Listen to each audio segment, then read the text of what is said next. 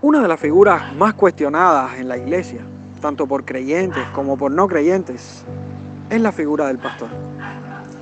Se cuestiona de todo sobre esta persona, ya sea de una manera justa o injusta. Si tiene dinero, dicen que el pastor fue el que se robó el dinero de la iglesia. Si no tiene dinero, algunos le consideran como un miserable o un mal pastor. Si es un hombre justo en su trato con las personas, algunos dicen que es un tirano. Pero si es un hombre compasivo, otros le tildan de permisivo. Si dedica gran parte de su tiempo al estudio, entonces algunos dirán que es un teórico intelectual. Sin embargo, si dedica parte de su tiempo a visitar a las personas y descuida un poco su estudio, otros le tildan de un hombre perezoso, un hombre negligente. Si respeta a su esposa delante de las personas, entonces algunos dirán que es un hombre blandengue. Sin embargo, si la corrige, otros dirán que es un machista. En concreto, hay nombrados pastores de todas las medidas para ser juzgados injustamente por las personas. Pero, ¿cree usted que siempre las críticas son injustas hacia los pastores? El ministerio pastoral está fuertemente sufriendo una de las grandes crisis en la historia, que inevitablemente decantan en la inconformidad de las personas por ser mal pastoreadas.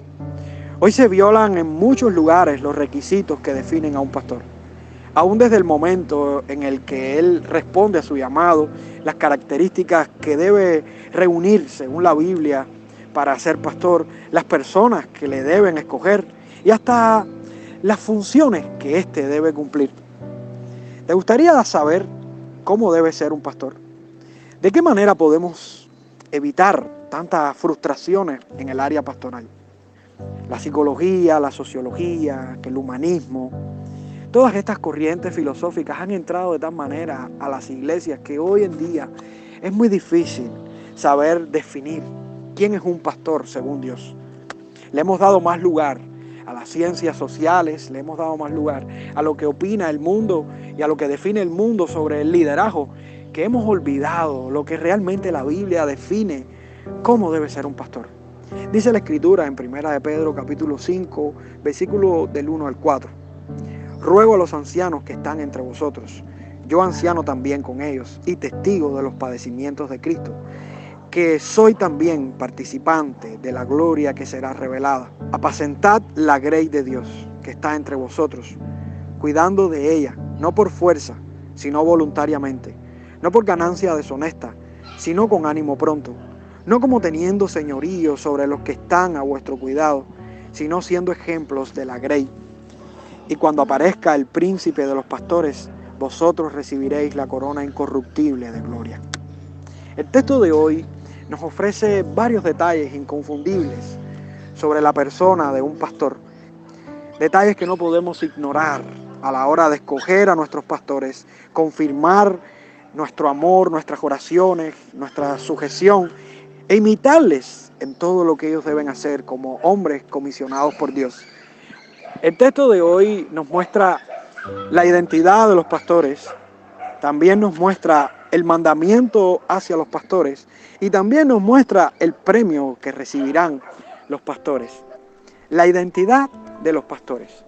El texto comienza diciendo, ruego a los ancianos que están entre vosotros, yo anciano también con ellos y testigo de los padecimientos de Cristo, que soy también participante de la gloria que será revelada. ¿A quién se le escribe directamente aquí? Específicamente aquí se le está hablando directamente a los ancianos. ¿Quiénes eran los ancianos? La iglesia del Nuevo Testamento, específicamente las iglesias locales, tenían en su liderazgo dos tipos de oficiales.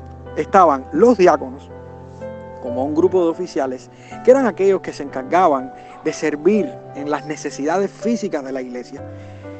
Pero también encontramos un segundo grupo, que es el grupo que vamos a hablar hoy, que es el grupo de los ancianos. ¿Y quiénes eran los ancianos? ¿Qué hacían los ancianos? Los ancianos eran los encargados de la enseñanza y del gobierno de la iglesia. De modo que debemos comprender que hay 4 palabras que se usan en el Nuevo Testamento para identificar a estos ancianos.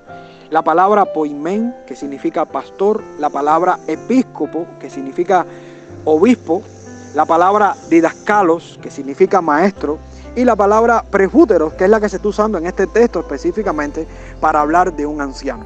Estas 4 palabras, cuando nosotros las conocemos y llegamos a complementar una con la otra, de esa unión es de donde sacamos la identidad de un pastor en el Nuevo Testamento. Poimen, por ejemplo, es la misma palabra que se usa para pastor de ovejas, pero también la Biblia la usa para pastor de la iglesia. La función de este pastor es curar, asistir, conducir a los pastos, a las aguas, a sus ovejas. De ese mismo modo el pastor lo hace con el rebaño de Dios, con la iglesia. Él la cura, la asiste, la lleva a la comida sólida que ellos deben comer. Este es un hombre tierno que trata al pueblo de Dios amablemente y con cuidado. Y esta es una característica muy distintiva de esta palabra. Este promueve la sanidad del rebaño. Como mismo el pastor de ovejas arrancaba las espinas en la piel y en los pelos de las ovejas, como mismo las vendaba, como mismo las curaba de los lobos, de esta misma manera el pastor es responsable. También la palabra episcopo, que significa vigilar, observar, que es la misma palabra que se usa para obispo en el Nuevo Testamento, era una persona que vigilaba en una muralla, cuando las murallas que rodeaban las ciudades en los tiempos bíblicos. En esas murallas se situaban personas que vigilaban que el enemigo no entrara a invadir la muralla, pero también vigilaban de que dentro de la muralla no hubiese un incendio o un problema. Ellos eran los encargados de vigilar, estar al tanto de todos los peligros externos y los peligros internos. De esta misma manera, un pastor es responsable de guardar, de proteger la iglesia que el Señor le encomendó. En su cautela, en su escrutinio, en su sensibilidad, el pastor puede percibir cuando se acerca una falsa doctrina, cuando hay desorden dentro de la iglesia, y ahí él está vigilando, atendiendo a todas estas cosas que pueden alterar el orden dentro de la congregación. También está la palabra didascalo, que es la palabra para maestro. Y aquí vemos al pastor cumpliendo su función, una de sus funciones principales. De hecho, es una característica indispensable de un pastor.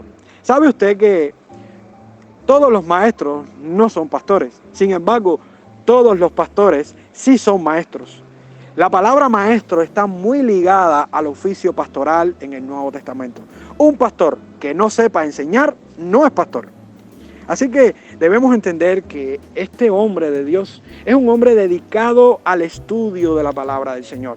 Por eso los apóstoles decían y encomendaron a los diáconos para ellos poder dedicarse a la oración y al estudio de la palabra y a la predicación de la palabra. También vemos la palabra presbúteros, que es la palabra que se está usando en este texto, anciano. La palabra anciano en el término judío, o sea, se consideraba un anciano alguien que fuera mayor de 50 años. Un hombre que ya entraba en su edad adulta, en su edad donde comenzaba la vejez, y era un hombre maduro. Pero ¿qué pasa? En el Nuevo Testamento, esa misma palabra para los pastores tomó una connotación un poquitico diferente, porque nos damos cuenta que en el mismo Nuevo Testamento hay pastores menores de 50 años. Si vemos a Timoteo, cuando fue llamado al ministerio, nos damos cuenta de que tenía menos de 50 años, porque era un hombre joven, según los términos bíblicos, según el contexto. Entonces vemos aquí cómo el anciano como pastor, o sea, el anciano como líder de la iglesia, no necesariamente es un hombre mayor de 50 años, pero sí es un hombre maduro en la fe, un hombre digno de imitar, un hombre que gobierna bien la iglesia.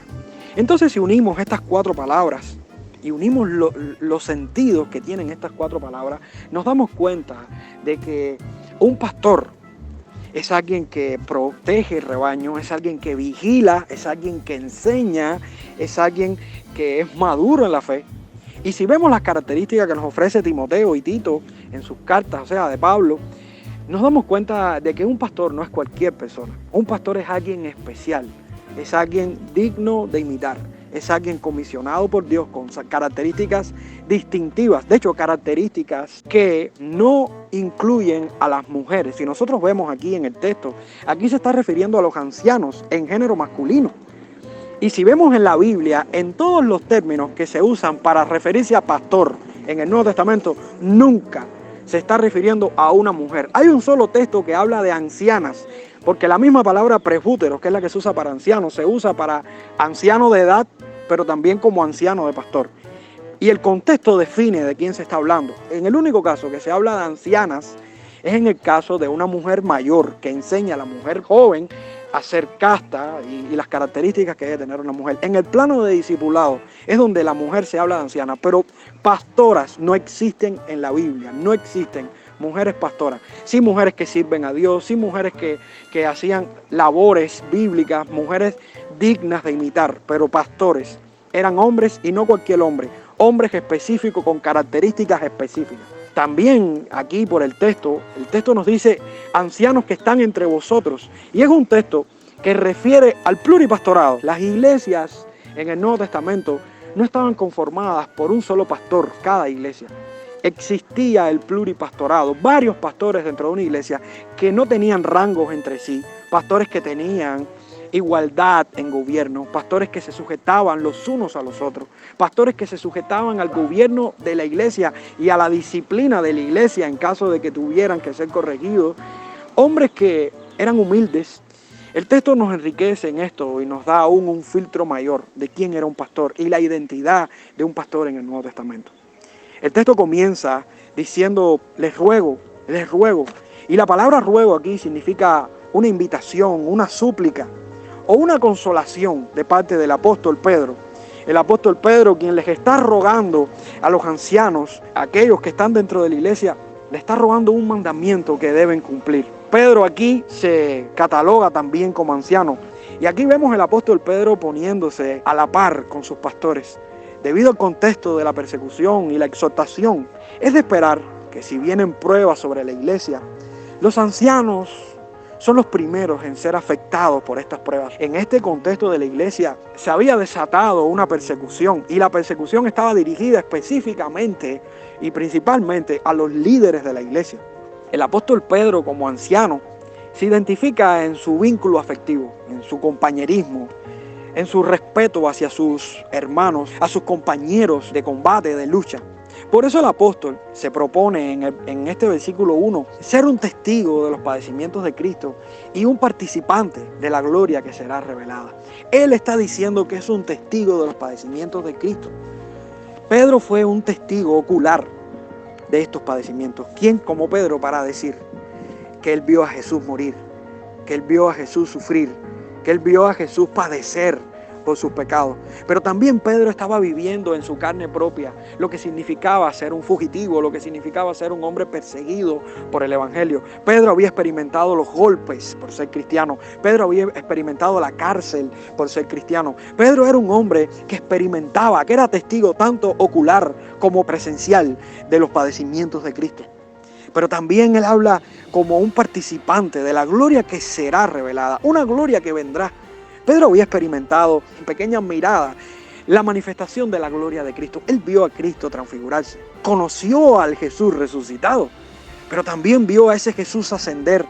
Y Pedro pudo experimentar esos destellos de gloria tan grandes en la persona de Jesucristo. Pero aquí estamos viendo a Pedro anunciando una gloria mayor, una gloria que será revelada, una gloria que será completa y perpetua para nuestra vida, cuando sea ese momento en el que nuestro Señor Jesucristo descienda del cielo y le veamos y toda rodilla se doblará y toda lengua confesará que Él es el Señor. Un estándar de pastor nos propone el apóstol Pedro. A través de su ruego, ese ruego que le hace a los varios ancianos que ejercían su gobierno bajo la autoridad apostólica de los 12, los padecimientos y las glorias de Cristo eran evidentes en todos aquellos que en una actitud firme se habían lanzado en obediencia a la mies. La mies es mucha, los obreros son pocos. Benditos aquellos que se han lanzado a la mies. Qué honra para aquellos que de una manera sincera ponen la mano en el arado y no miran atrás. Qué privilegio para las iglesias es tener pastores dignos de la encomienda del Señor, como fieles seguidores de las palabras y de los hechos de Jesucristo. Pero ¿de qué deberían cerciorarse los pastores? ¿Qué debían hacer o tener como fieles hombres llamados por Dios? ¿Cuál es el mandamiento triple que Dios nos está dando en este texto? Dice el versículo 2 y el versículo 3, apacentad la grey de Dios que está entre vosotros, cuidando de ella, no por fuerza, sino voluntariamente, no por ganancia deshonesta, sino con ánimo pronto, no como teniendo señorío sobre los que están a vuestro cuidado, sino siendo ejemplo de la grey. El texto aquí nos da un mandamiento, y el mandamiento es apacentad la grey de Dios que está entre vosotros. Apacentad, esto es un imperativo, es una orden que se está dando, y lo que significa simplemente es pastorear, es vigilar. La encomienda de los pastores es pastorear, vigilar. Y ya vimos todo lo que ejerce un pastor, todo lo que significa cada nombre del pastor. Como diría Lenski, es hacer todo lo que requiere el pastoreo. Todo lo que requiere el pastoreo. A veces el pastor tiene que coger una guitarra y cantar, pero a veces tiene que ir a visitar a un enfermo, pero a veces tiene que predicar un mensaje, pero a veces tiene que llorar con el que llora. ¿Cuántas tareas tiene que hacer un pastor? A veces tiene que coger una cuchara de pañilería y repellar una pared. A veces el pastor tiene que sentarse con los niños de la iglesia y enseñarles ciertas lecciones. A veces el pastor tiene que cumplir la función de un consejero. En fin, el apóstol Pedro nos está dando una orden, y es la orden a cumplir todo a lo que somos llamados como pastores. El Proverbio 27-23 describe aquí en la función de los pastores, y mire qué interesante lo que dice: sé diligente en conocer el estado de tus ovejas y mira con cuidado por tus rebaños. En el término de los pastores físicos, aquellos que pastorean ovejas, animales, ellos tenían que estar conscientes y conocer cada oveja. Ellos sabían cuando una oveja estaba enferma, cuando no. De esta manera, los pastores estamos llamados a conocer el estado de cada una de las ovejas que Dios puso a nuestro cuidado. Es la responsabilidad de un pastor atender a cada una por nombre, conocer a cada una por nombre. El mejor ejemplo lo dio nuestro Señor Jesucristo. Él dijo: yo soy el buen pastor, y el buen pastor da su vida por las ovejas. El pastor bíblico cura, defiende, busca pastos, rescata del peligro a sus ovejas, las cuida de los lobos. El pastor bíblico llega a tal punto de que si tiene que morir por una de sus ovejas o exponer su vida por el cuidado de una de sus ovejas, lo tendrá que hacer. Precisamente, la iglesia aquí es mostrada como una grey. ¿Qué es la grey? Un rebaño de ovejas. Y estaba leyendo en estos días un libro que se llama La manera de un pastor. Muy bonito este libro. Y en este libro el escritor hablaba sobre la inseguridad que tiene un rebaño cuando no tiene un pastor. Y él hablaba de 3 peligros que corre el rebaño. Uno era el temor, otro era la rivalidad y el otro eran las plagas. ¿Por qué temor? Dice que las ovejas, cuando no tenían a su pastor cerca, las ovejas que no tenían el pastor estaban siempre paradas en punta de pie, las paticas paradas, siempre observando y vigilando que no viniera el lobo, que no viniera el peligro, con temor. Eran ovejas que no descansan, que no tenían tranquilidad, que el rebaño estaba siempre alterado, siempre en movimiento, por lo que no funcionaban correctamente como un rebaño. También había rivalidad entre ellas, porque cuando encontraban un lugar donde había hierba, todas caían en pandillas y toda la manada se peleaba entre sí por el poquito de hierba. Pero también las plagas las invadían, plagas pequeñas, insectos sencillos, insectos, pero que como no tenían un pastor que les quitara los insectos de las narices y de los ojos, con el tiempo se van enfermando y hasta que se contamine el rebaño completo y se pueden morir muchas de ellas. Así mismo pasa en la vida de la iglesia. Un rebaño que no tiene pastor es un rebaño que va a estar en constante temor, que va a estar en rivalidad, que va a estar afectado por las plagas. El pastor es necesario en una iglesia. Pero ¿de quién es el rebaño que el pastor pastorea? El texto dice: apacentad la grey de Dios. La grey de Dios, ese de Dios, es sumamente importante en el texto, porque esto nos tiene que enseñar de quién es el rebaño, de quién es la iglesia. No es nuestro, amado hermano, es de Dios. Según Hendrickson, el vocablo griego rebaño es un diminutivo y es un término cariñoso que significa el precioso rebaño de Dios que ha sido comprado con la sangre de Cristo, quien pagó todo por la iglesia, Jesucristo. Él es el pastor principal de la iglesia. Él es el jefe de la iglesia. Él es la cabeza de la iglesia. Tenemos que sujetarnos a Él como nuestro pastor. Y Él es pastor nuestro como pastor de la iglesia. Nuestro Señor Jesucristo tiene absoluta propiedad de la iglesia. Por supuesto que el gran pastor nos comisionó a nosotros como hombres responsables, Pero siempre tenemos que tener en cuenta que nosotros no somos los jefes de la iglesia, que nosotros no somos los pastores principales de la iglesia, que nosotros no podemos hacer y decir lo que queremos, porque hay un pastor superior, el cual nos dice lo que tenemos que decir y nos dice lo que tenemos que hacer. En el libro Liderazgo Bíblico de Ancianos, Alexander Strauss, él afirma: lo que hace que este rebaño sea especial es que es el rebaño de Dios. Es su preciosa posesión, las ovejas que le pertenecen, a las que cuida y ama. Como Pablo recordó a los ancianos de Éfeso, este rebaño es el cual él ganó por su propia sangre. De manera que los ancianos nunca deben olvidar que el rebaño no les pertenece y que nunca deben ser indiferentes a una sola de sus ovejas. Cranfield extrae las inferencias de esta verdad cuando escribe: una iglesia que pudiera pertenecernos solo sería una iglesia falsa. Por eso las ovejas no son nuestras, para que las usemos y abusemos a gusto. Si perdemos una, perdemos la propiedad de otra persona, no la nuestra. Y Él no es indiferente a lo que le sucede a su rebaño. Y ahora viene una pregunta importante: ¿de qué manera los ancianos deben pastorear el rebaño del Señor? El texto dice: primero, no por fuerza, sino voluntariamente. ¿Cuántas personas se han visto bajo la coacción por salir a servir a Dios al ministerio en el área pastoral? Al final, hermanos, las personas que responden al pastorado por compromiso o por temor terminan haciendo más daño en un día que lo que hicieron en todos los tiempos de su vida. Registra William Steele en su libro La tarea del pastor: la clave es el llamado. Si no está absolutamente seguro o no puede llegar muy pronto a la seguridad total de que Dios haya puesto su mano sobre usted para esta tarea, huya de esta. Uno de nuestros profesores solía decir: nadie debe desempeñarse como pastor si puede hacer otra cosa en el mundo. Lástima, muchos se han vuelto ministros sin ser llamados. Si alguno quiere ser político, maestro, obrero social o siervo civil de algún gobierno local, ¿de qué le servirá el collar de clero o el título reverendo colgado al lado de su nombre?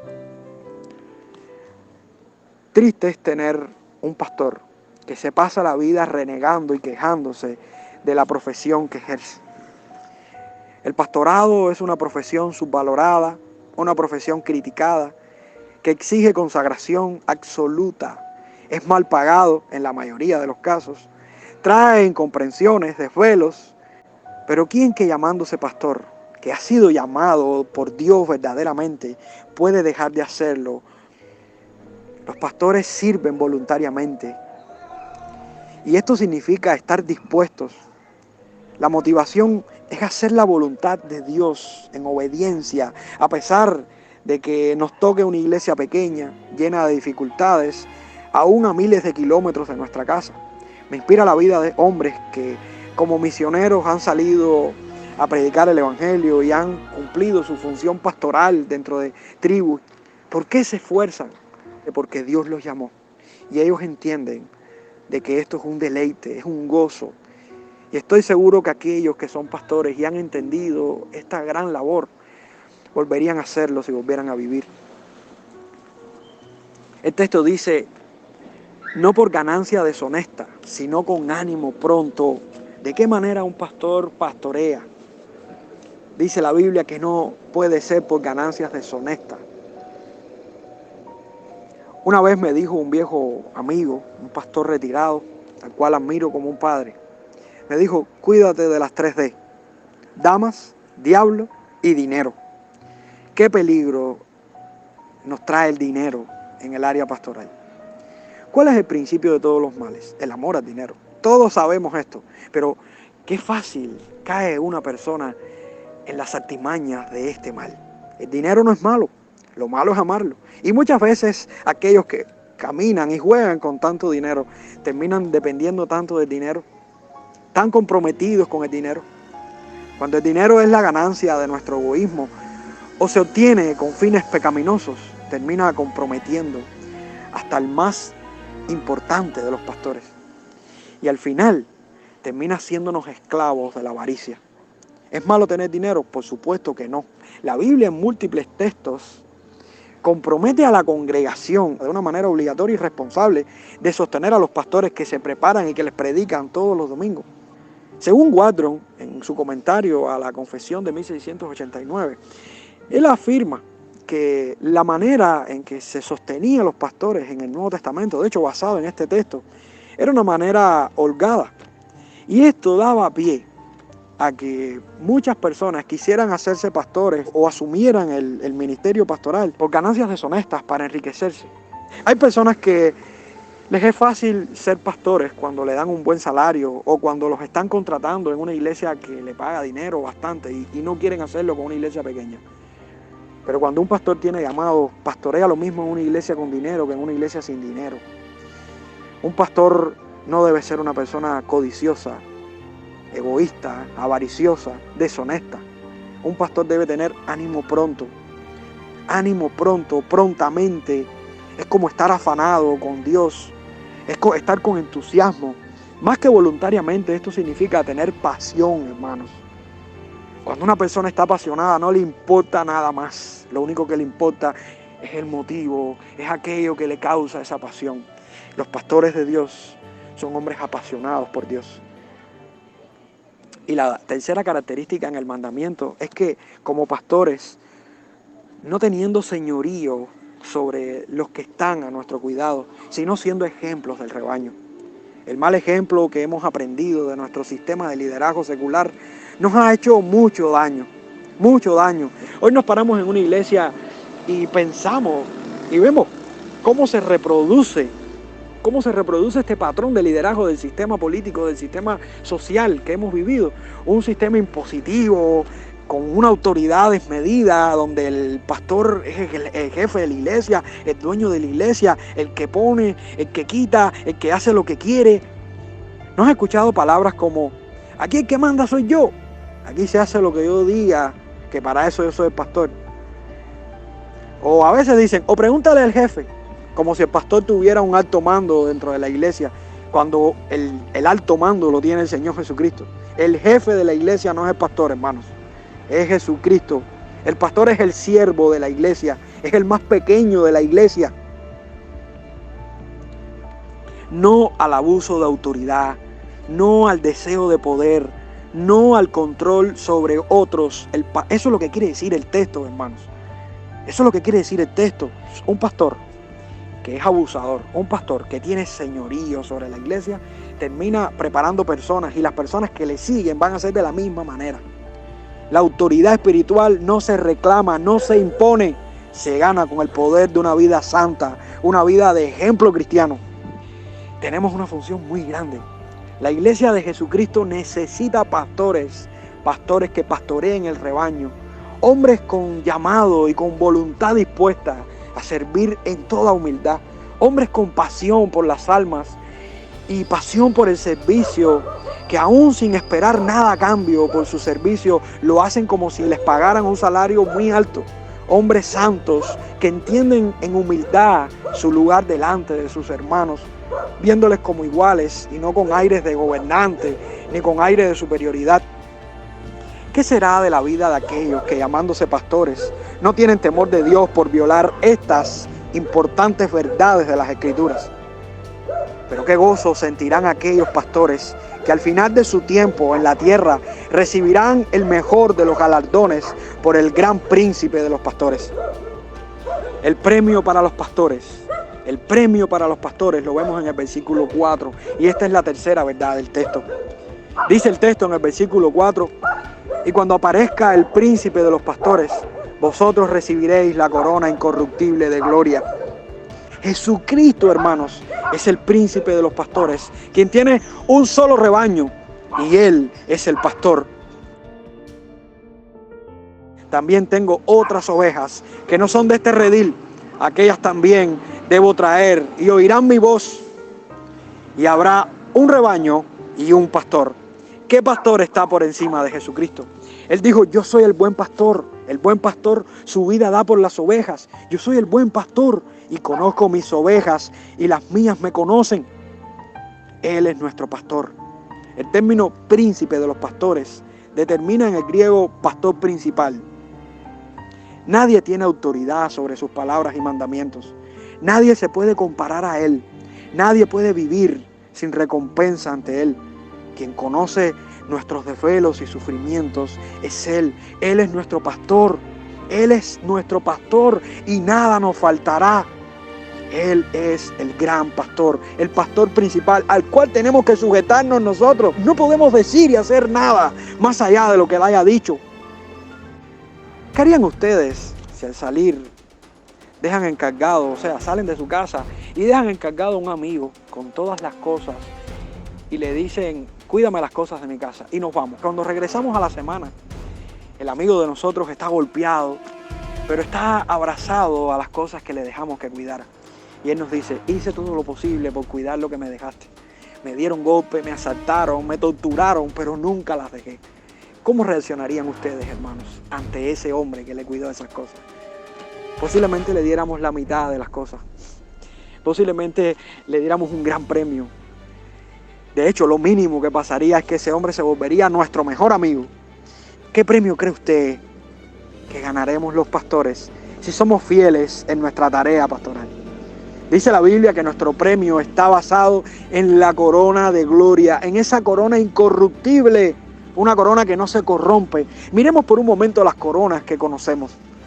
Por ejemplo, coronas de hojas que se marchitan, coronas de metal que se oxidan, que se pierden, que se rompen, que se las pueden robar. Ahora miremos la corona que nos promete el Señor. Miremos esta corona. Es una corona de gloria. Una corona que no se corrompe, es incorruptible. Por la forma en la que está expuesta la frase corona de gloria, aquí se exhibe una metáfora. Y la realidad es que la metáfora no está en la palabra gloria, sino en la palabra corona. La gloria es la realidad del premio que vamos a recibir. Tenemos una gloria, hermano, que nos dará el Señor. La realidad es que los pastores fieles serán expuestos a la gloria que Dios les manifiesta y exhibirá un día por la fidelidad que hemos tenido a Cristo. Cuando estos pastores dediquen sus vidas y dediquen su corazón y su pasión a la obra de Dios, no quedará en vano todo esto que hagan, amados hermanos. Hay un gran premio. Pastor que me escuchas, y yo diría, llamado pastor, ten misericordia de ti mismo, porque cuenta darás. Porque si malo es no haber conocido, más malo es haber predicado el Evangelio y no haberse predicado el Evangelio a sí mismo. Pastor corrompido, ten cuidado, porque hoy estás riendo, pero mañana no sabemos lo que va a pasar. Y puede ser que dures 1000 años, y puede ser que engañes a los hijos de perdición que siguen tu camino. Y puede ser que te conviertas en un falso profeta, de hecho lo eres. Pero el final traerá sus consecuencias. Pero no quiero perder tiempo contigo, porque al final Dios se encargará de tu merecido. Quiero dirigirme a los pastores fieles, aquellos hombres que son pecadores, que se equivocan, que se caen, aquellos hombres que sufren, aquellos hombres que tienen desvelo, aquellos hombres que con frecuencia lloran las pérdidas, con frecuencia lloran y con frecuencia sufren. A ti, mi amigo pastor de verdad, pastor de Dios, pastor que predicas la palabra, pastor que pasas persecución por predicar la palabra, no te rindas, aunque muchos a tu lado sean unos corrompidos. No te rindas, aunque la gente no te quiera, aunque la gente no te escuche. No te rindas, amado hermano. No te rindas, que hay un fiel pastor que tiene una corona para tu vida. Hay un fiel pastor que tiene una corona que te va a levantar, que te va a dar gloria. Amado hermano, toda obra en el Señor tiene un premio. Seremos recompensados por nuestras obras. No vivimos por obras, pero tendremos una recompensa. El Señor está mirando nuestro sufrir. El Señor está mirando todo ese tiempo y toda esa necesidad que estás pasando con tu familia. Amado pastor, levántate, no te rindas. Estos son tiempos de luchar. Son tiempos de levantar la cabeza. Tiempos de esforzarnos. Tiempos de levantarnos. Tiempos de ayudar al rebaño del Señor. La mies es mucha y los obreros son pocos. Amado pastor, te animo y confirmo que la palabra del Señor levanta tu nombre para que prediques el Evangelio. Y sé fiel en esa iglesia.